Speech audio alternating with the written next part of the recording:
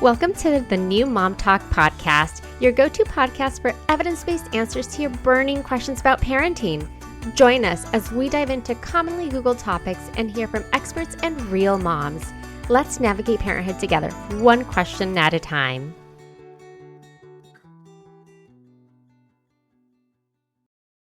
Hey everyone. So today we have Dawn Hucklebridge and we're going to talk about paid leave for all.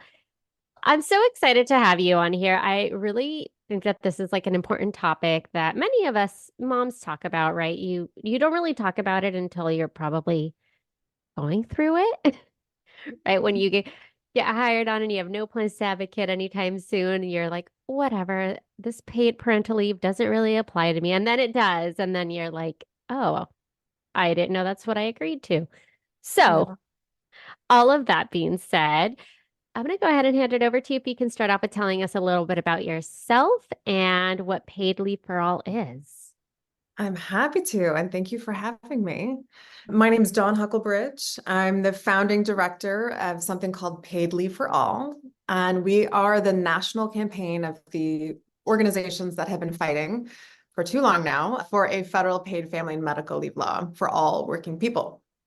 And I am a mom. I live in Capitol Hill. And the bio, I was just talking on another podcast, and she said, I like good food and good government. And those things are both true. Paid leave is, if you are not as familiar, and honestly, it can be really confusing because there's all kinds of paid leave and paid time off.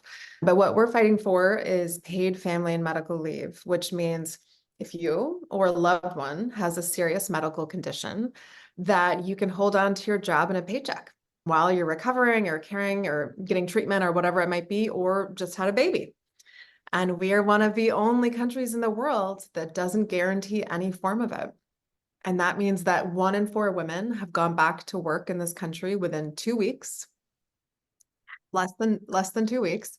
And it means that How how unfortunately, is that even possible? Like 2 weeks? I just think back to like I had a C-section and it's just like I couldn't even bend yeah. over to Yeah, like and they tell you not to be lifting things. I don't think you're even supposed to drive, if I remember correctly. Yep. So no, and it's, if you've given birth vaginally, you're still bleeding, your body is recovering, you're in stitches, all of these things. So it's really a nightmare, and it's something we're hoping to change really soon. So yeah, thanks. And the more people that listen and get involved, the closer we'll get. This is so frustrating just because we're a first world country, right? On paper, on paper. Uh, yeah, and we can't take care of our moms or really just anyone, right? It's Yeah. so bizarre. I was a teacher up until I had my son. The leave opportunities were very different when it comes Yeah. to Did you teachers. have any? I had to use all my sick days before anything else was applied, but I didn't qualify for certain things because you have to work for a year to qualify for like baby bonding and things like that. And so if you're not within that year or Yep. past that year, Yep, I did the same. I had to use every sick day and every paid hour off, and it wasn't enough. So no, it's not functional. We came really close to changing it just a couple of years ago, but we are hoping we will be able to grow that momentum to finally get it done. so I feel like you kind of already stated what your mission was. Mhm. I wanted to know if you would be able to share what current paid leave laws are and or any states that may have a leave policy in place. I think too specific parental leaves just because, being a mom podcast, I feel like that's something that a lot of moms don't really know. Yeah. I live in California, so I think we have kind of some pretty good leave benefits compared to other states, Yeah, but we do. No, it is, it's not always obvious. It's not always easy to figure out what you actually have rights for, what you have access to. So the good news is that with this federal inaction, states have stepped up. There are now, if you count the District of Columbia, we have 14 states that have passed paid leave programs. A lot of my partners have great charts of this on their website where you can look a betterbalance.org, Center for American Progress, and others. But so then there are local initiatives for public workers that have paid leave. But as it stands right now, only 1 in 4 people have paid family leave from their jobs. So it's really clear that sort of the private sector, business alone isn't cutting it, that there needs to be a guarantee. And that's what we're fighting for as a federal program. But California does have a wonderful and old program in place, and many of the other states do. And until we pass this federal law, we are trying to get as many people access as possible. I'm sure a lot of people are aware, but just to clarify, the federal would apply to every single state versus the state laws that we mentioned, like the 14 states that currently have a paid leave are based off of each state individually. Okay. Exactly, yes. So your mission is really to cover that federal. It's to pass a federal law because that means that you have that protection no matter where you live or where you work or who you live. We actually are fighting for a program that has sort of a modern definition of family, that it's anyone that you're caring for that is caring for you.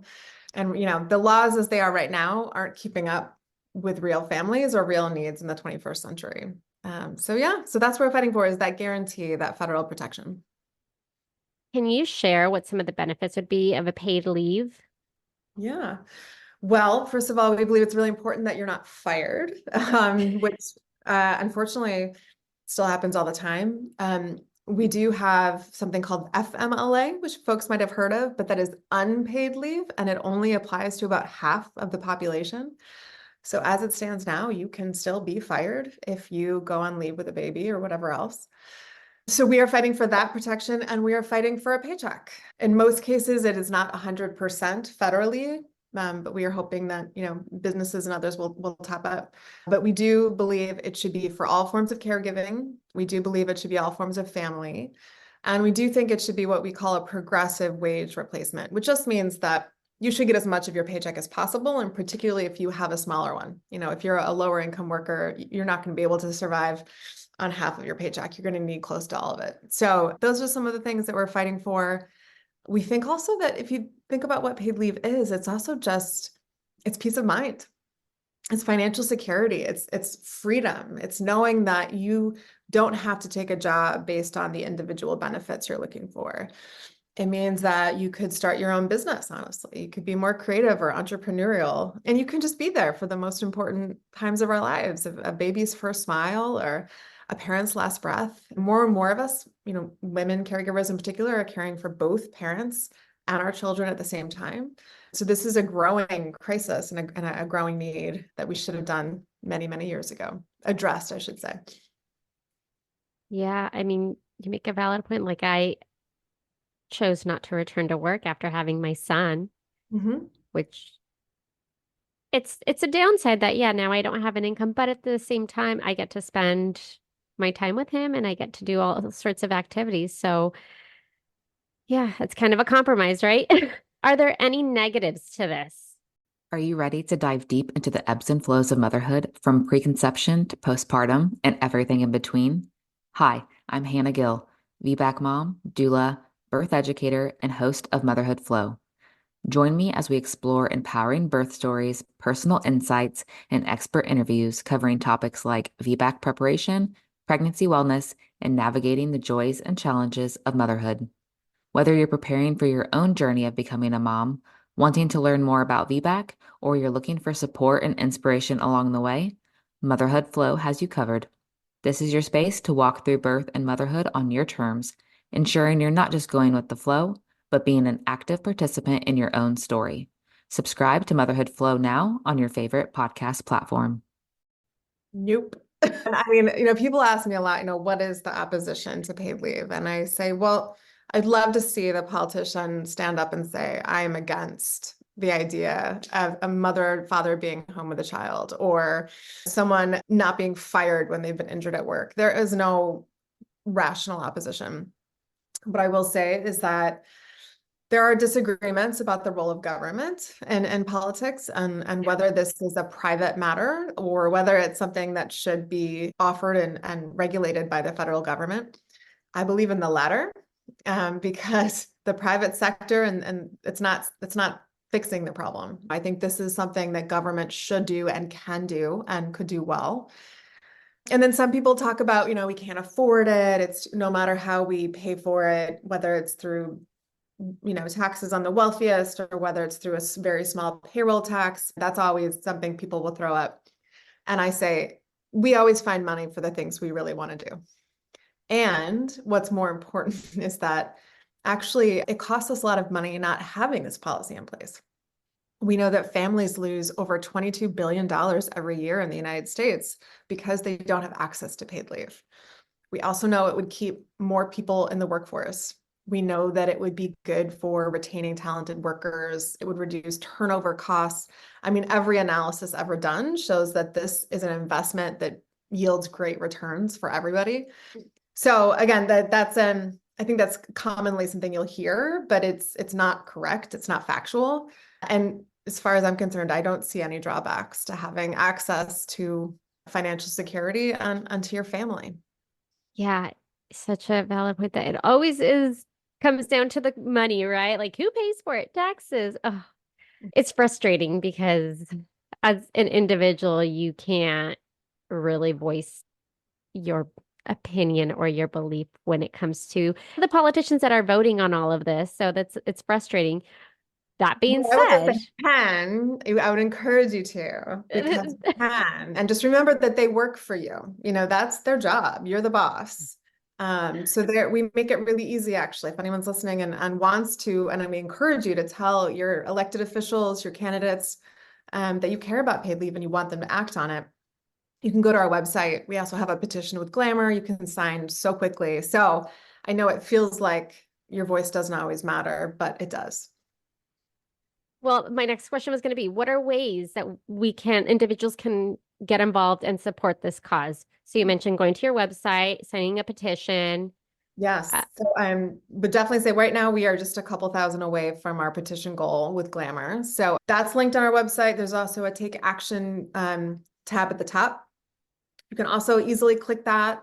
And I would say, please do follow us. We have a lot of partners. We are made up of over 30 organizations, and we try to sort of share all of their resources as well. And we talk about petitions and events and what's happening in the news. So please do follow Paid Leave for All. And we're on most of the platforms. We're not so good at TikTok, but we're on everything else. TikTok, not so much.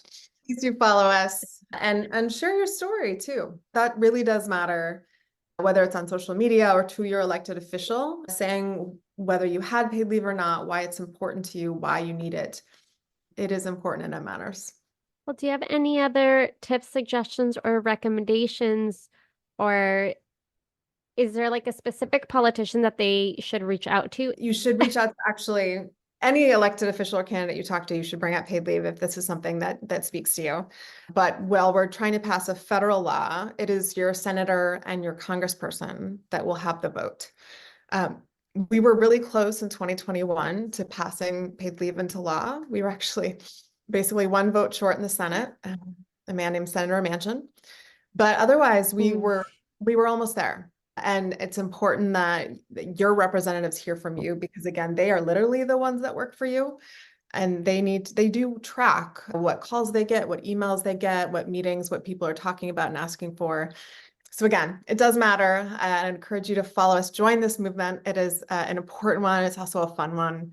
And we believe that we'll be able to make history really soon. So we hope you'll take part. When would be like the next time that they would vote on something like this? It's a good question. So a lot right now in paid leave hinges on the elections, because as you know, they're coming up and that will possibly change the dynamics in Congress. But our hope is that there will be another opportunity next year and that we can secure the votes to get it done. So we are looking ahead. We think it's really important to vote for the electeds and candidates that you believe in, and that you believe in the things that you do as well, and that fight for them. And we are doing everything we can to get ready for the next legislative opportunity, which could be next year. All right. Well, I will have all of this linked in show notes so that people can easily find the information, go wherever they need to go to sign and help support this cause, because I feel like it's just such an important one. It's something that we all need, and it's something that we often talk about, and you just feel like your hands are tied. So if there's a way that we can support it, then We need you. We need all of you. yes. Great. Well, thank you so much for chatting with me. Thank you for coming on and sharing all of this. I appreciate you taking time. I know that you're busy, but yeah, I really want to be able to get this out. Wonderful. Thank you. Thanks so much. Thank you for listening. Tune in next week for our next episode. You can find us on Instagram for more updates and tips. Be sure to subscribe wherever you listen to your podcasts and give us a review if you like us.